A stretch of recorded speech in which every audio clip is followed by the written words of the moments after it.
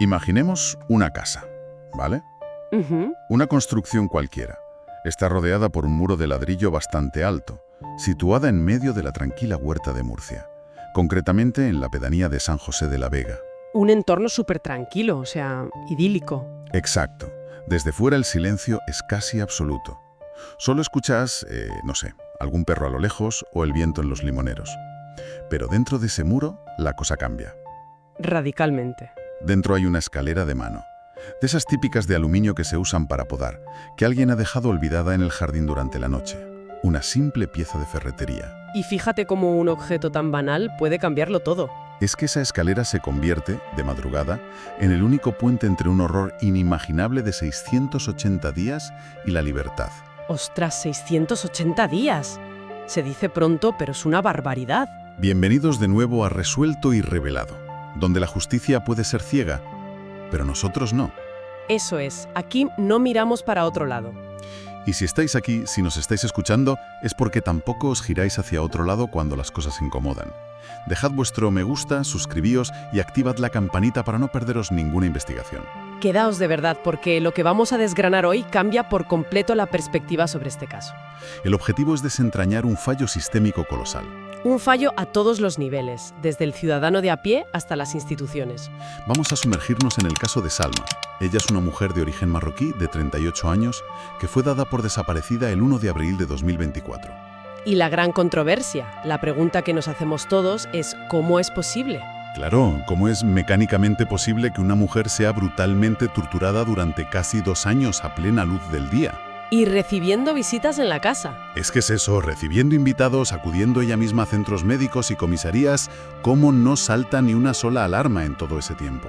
Es una ceguera colectiva que asusta. Pero para entender ese abismo de silencio cómplice, primero tenemos que entender la magnitud de lo que ocurría detrás de esos muros. Totalmente. Vamos a situarnos en el origen de todo esto. Estamos a finales de marzo de 2024. Ujú. Salma tiene un plan de vida. Quiere mudarse a Barcelona, porque allí reside su hermano, y quiere empezar de cero. Busca su independencia, vamos, un paso supernatural. Y comete el error, entre comillas, de comunicárselo a quien en ese momento era su pareja, Alberto.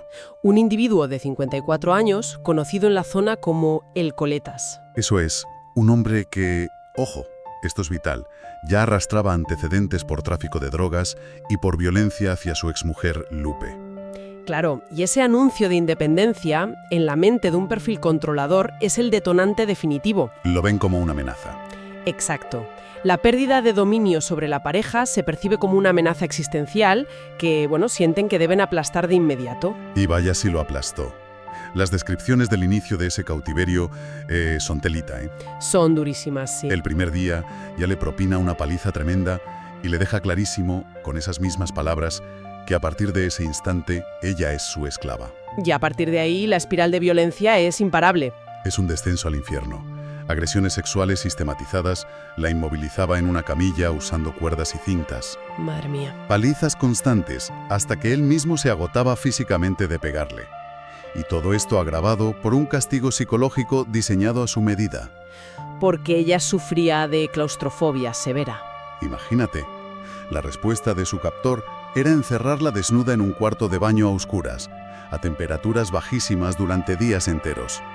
A ver, vale la pena detenernos aquí para explicar el mecanismo psicológico de todo esto. Sí, por favor, porque la gente a veces se pregunta ¿por qué no sale corriendo el primer día?, ¿no? Es una duda muy común y a veces muy injusta. Cuando el cerebro es sometido a ese nivel de estrés agudo, de oscuridad, de frío y violencia aleatoria, la amígdala entra en juego. Nuestro centro del miedo. Eso es. La amígdala secuestra literalmente las funciones cognitivas superiores. El cerebro entra en un estado de supervivencia básico. O sea, no puedes ni pensar con claridad. Imposible. Y a esto se le suma un fenómeno que en psicología llamamos indefensión aprendida. Vale, vamos a desglosar esto con una analogía. Es como lo del perro y la valla eléctrica invisible, ¿verdad? Exactamente. Es un símil perfecto. El animal recibe una descarga cada vez que intenta cruzar un límite que no ve.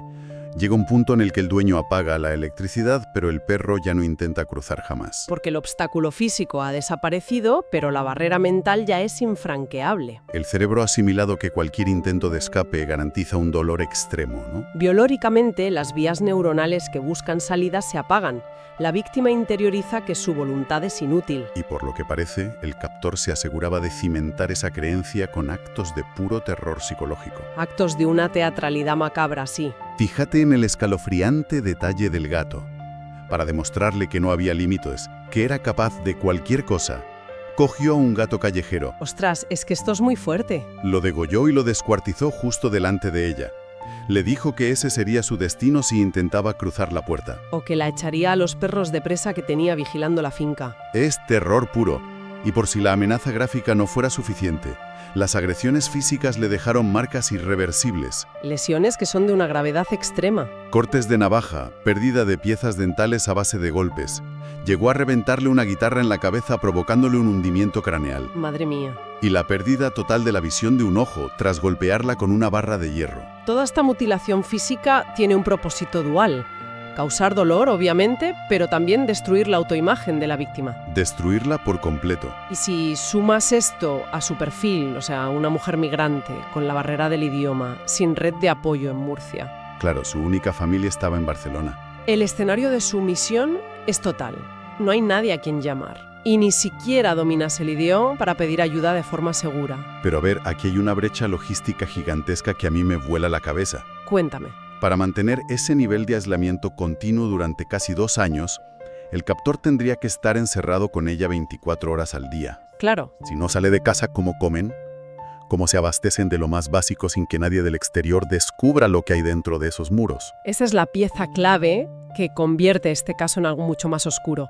La prisión no era hermética, de hecho, tenía las puertas abiertas para ciertas personas. Ah, el desfile de los cómplices.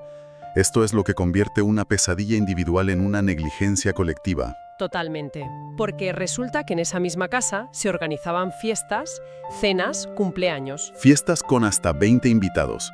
Y a Salma, bajo amenaza de muerte, la forzaban a maquillarse intensamente. Para ocultar los hematomas y las brechas, claro. Y la presentaban en el salón como la novia, delante de toda esa gente. Es que es perturbador pensar que había gente bebiendo y riendo, mientras en la habitación de al lado había una camilla de tortura. Esto nos lleva a los 3 detenidos por presunto encubrimiento, individuos que conocían perfectamente la situación real de Salma. Hablemos del papel de estas 3 personas, porque es clave. Primero tenemos a José, Pepito, el vecino de 57 años. El que le hacía de chico de los recados. Exacto.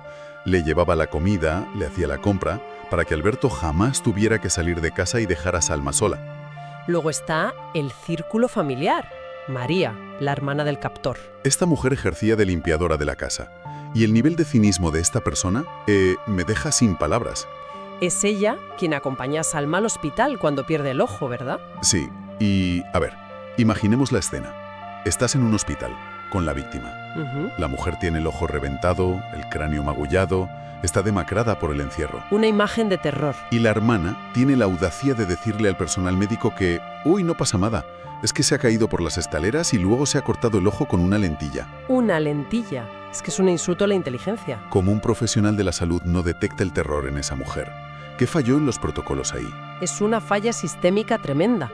Los protocolos en urgencia son claros. Si las lesiones no cuadran con la historia clínica, tienes que aislar a la paciente. Aislarla del acompañante y preguntarle a solas, claro. Pero bueno, a veces los hospitales están colapsados y, trágicamente, se asume la versión más cómoda en ese momento. Pues el colmo llega cuando la propia hermana acompaña a Salma a la comisaría de policía. Esto ya es el colmo de la impunidad. Alguien había puesto una denuncia por desaparición a nombre de Salma, y Alberto la obliga a ir a la comisaría, acompañada de su hermana, a intentar retirar la denuncia en persona. Rodeadas de policías, y nadie se da cuenta. Y para rematar el desfile tenemos a Celia, la hija del captor, una chica de 24 años que estaba embarazada. ¿Y qué le dijo Celia a Salma? Según relata Salma, en un momento que estuvieron a solas, Celia le dijo, cuando puedas te escapas, pero por favor no lo denuncies porque si va a la cárcel a mí me afecta. ¡Ostras! Es la definición perfecta del efecto espectador y el miedo sistémico.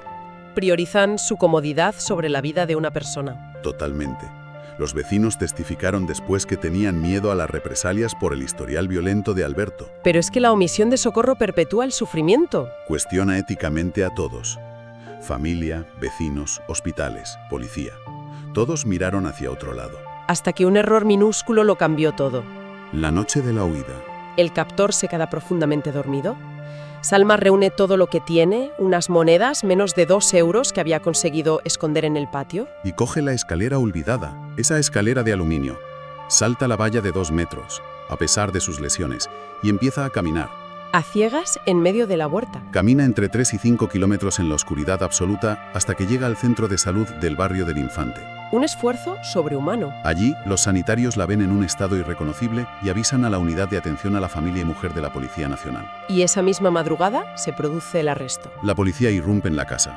Encuentran a Alberto que seguía durmiendo tan tranquilo. Incautan armas de fuego, drogas y las cuerdas y la camilla. Aquí es donde cualquiera diría, vale, caso cerrado.